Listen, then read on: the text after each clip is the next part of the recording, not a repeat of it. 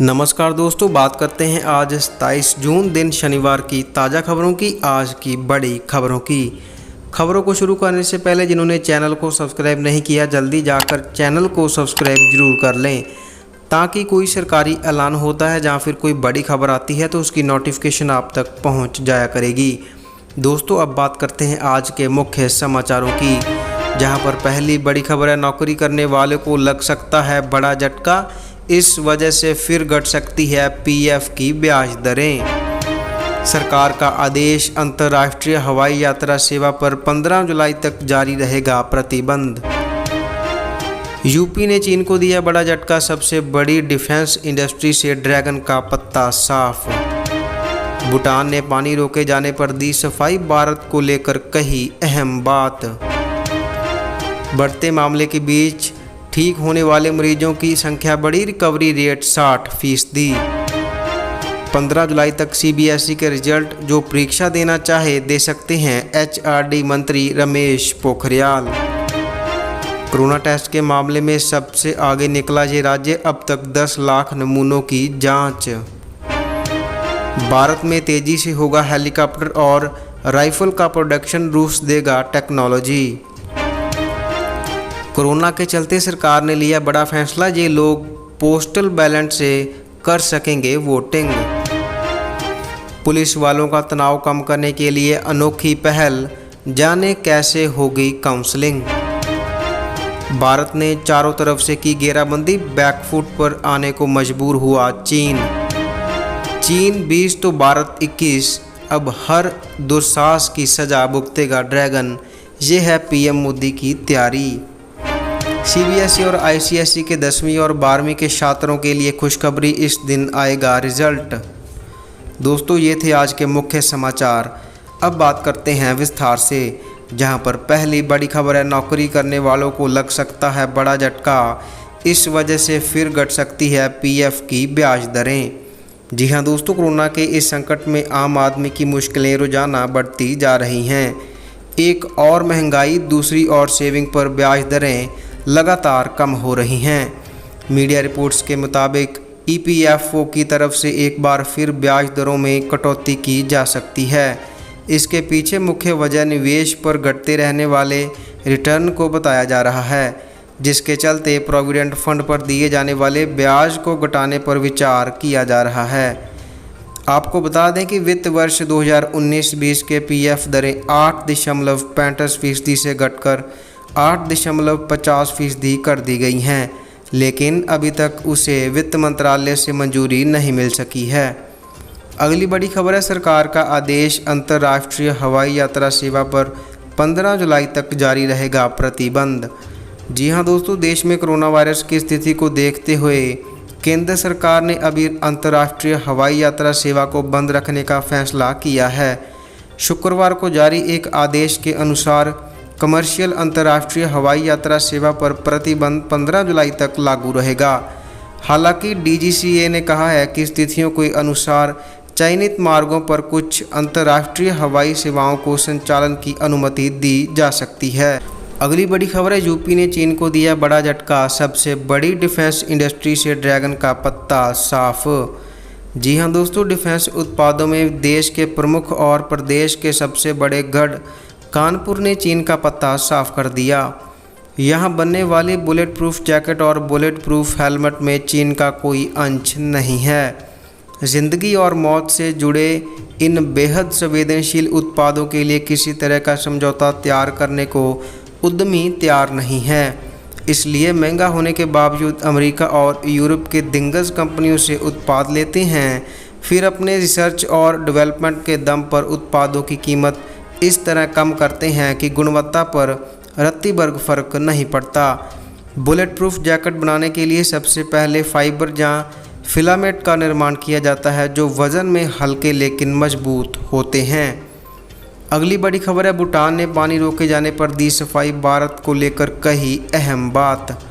जी हां दोस्तों, भूटान ने भारत संग अपनी दोस्ती और पुराने रिश्तों का हवाला देते हुए पानी रोकने की खबरों को खारिज कर दिया है। भूटान ने कहा कि दोनों देशों के बीच कभी भी पानी की सप्लाई को नहीं रोका गया। भूटान विदेश मंत्रालय ने एक बयान में कहा, ये बेबुनियाद आरोप है और विदेश मंत्रालय ये स्पष्ट करना चाहेगा कि यह खबरें पूरी तरह से गलत है, क्योंकि इस वक्त पानी रोकने का कोई कारण ही नहीं है। अगली बड़ी खबर है, बढ़ते मामलों के बीच ठीक होने वाले मरीजों की संख्या बढ़ी, रिकवरी रेट 60%। जी हां दोस्तों, दिल्ली में कोरोना वायरस के मामले 77,000 की संख्या को पार कर गए हैं। लेकिन राहत की बात यह है कि मरीजों का रिकवरी रेट बढ़ा है। फिलहाल पॉजिटिव केस करीब 17% है, वहीं रिकवरी रेट 60% है। दिल्ली में आज सबसे ज़्यादा टेस्ट हुए और 3,460 पॉजिटिव मामले पाए गए हैं। कोरोना के बढ़ते संक्रमण को काबू करने के लिए दिल्ली सरकार ने डॉक्टर वी.के. पॉल समिति की सिफारिशों के मद्देनज़र दिल्ली कोविड रिस्पांस प्लान तैयार किया गया है। दिल्ली सरकार के डायरेक्टर जनरल हेल्थ सर्विस ने ये प्लान जारी किया है, जिसके तहत राजधानी में 6 जुलाई तक कंटेनमेंट जोन के हर घर की स्क्रीनिंग होनी है।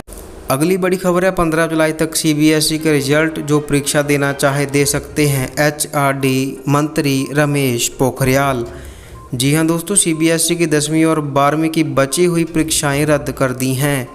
इस बारे में मानव संसाधन मंत्री रमेश पोखरियाल निशंक ने जी न्यूज़ के एडिटर इन चीफ से बात करते हुए कहा कि 15 जुलाई तक हम अब रिजल्ट घोषित कर देंगे। इसके साथ ही उन्होंने कहा कि जो छात्र उन नतीजों से संतुष्ट नहीं होंगे तो उनके पास परीक्षा देने का विकल्प होगा। वो बाद में परीक्षा देकर अपने नंबरों में सुधार कर सकते हैं। इसके साथ ही कहा कि परीक्षाओं को लेकर छात्रों और अभिभावकों के मन में एक तनाव उत्पन्न हो गया था। अब परीक्षाओं और रिजल्ट को लेकर तस्वीर साफ हो गई है। अगली बड़ी खबर है, कोरोना टेस्ट के मामले में सबसे आगे निकला ये राज्य, अब तक 10 लाख नमूनों की जांच। जी हां दोस्तों, देश में लगातार बढ़ते कोरोना वायरस संक्रमण के बीच तमिलनाडु ने कोरोना परीक्षण में 10 लाख के आंकड़े को पार कर लिया है। 10 लाख से ज़्यादा नमूनों की जांच करवाने वाला तमिलनाडु देश का पहला राज्य बन गया है। गौरतलब है कि देश भर में कोविड-19 के संक्रमण के बाद से करीब 78 लाख नमूनों की जांच की गई है और मंगलवार को एक दिन में सबसे ज़्यादा 2.5 लाख जांच की गई है। अगली बड़ी खबर है, भारत में तेज़ी से होगा हेलीकॉप्टर और राइफल का प्रोडक्शन, रूस देगा टेक्नोलॉजी। जी हां दोस्तों, भारत और रूस के बीच KA-22 सेटी चापर और AK-203 राइफल प्रोजेक्ट्स के प्रोडक्शन के मुद्दों को सुलझाने पर आपसी सहमति बन गई है। इस सप्ताह रक्षा मंत्री राजनाथ सिंह के मॉस्को दौरे पर KA-2260 और AK-203 उत्पादन के लिए फास्ट ट्रैकिंग पर चर्चा की गई थी।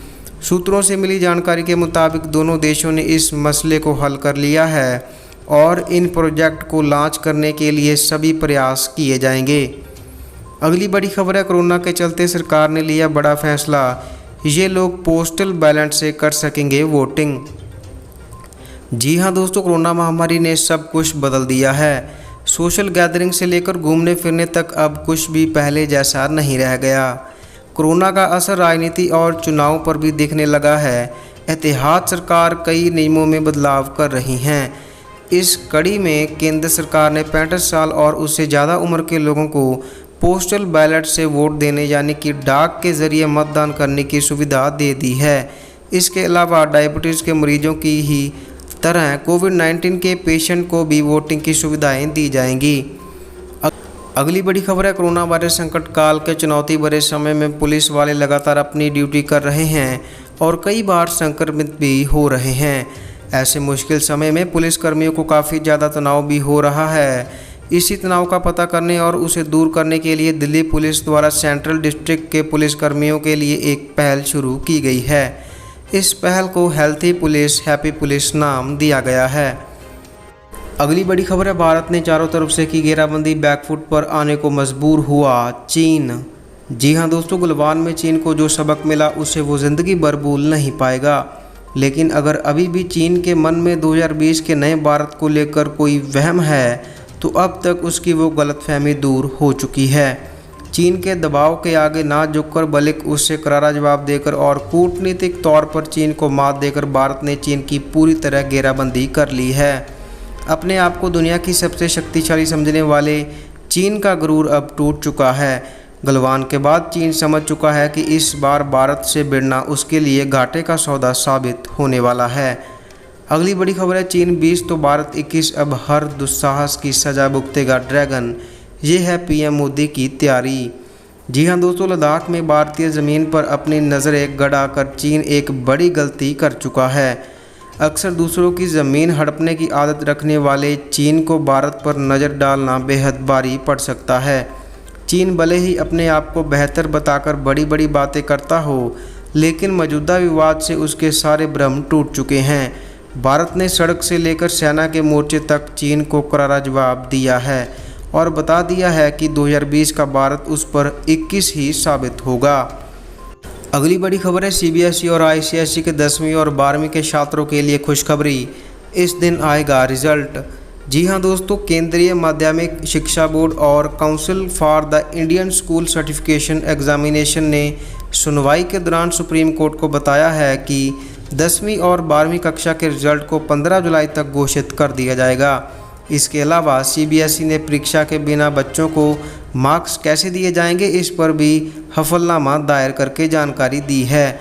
सीबीएसई के हलफनामे के मुताबिक 10वीं और 12वीं कक्षा के छात्रों को मार्क्स देने के लिए ये फार्मूला अपनाया जाएगा। जिन छात्रों ने 3 से ज़्यादा परीक्षाएं दी हैं तो उन्हें बेस्ट ऑफ 3 के एवरेज से बचे हुए विषयों के मार्क्स मिलेंगे। दोस्तों, ये थी आज की ताज़ा और बड़ी खबरें। हम रोज़ाना हाजिर होते हैं ऐसे ही ताज़ा और बड़ी खबरों के साथ।